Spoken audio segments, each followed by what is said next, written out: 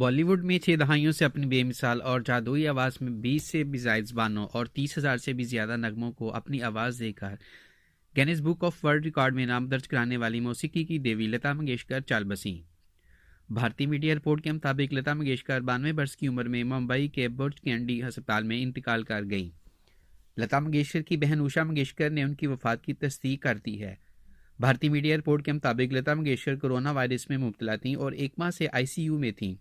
इससे कबल वो नमूनिया का शिकार हुई थीं। भारतीय मीडिया के मुताबिक लता मंगेशकर ने 1939 में फिल्म सेवा से फ़नी सफ़र का आगाज़ किया।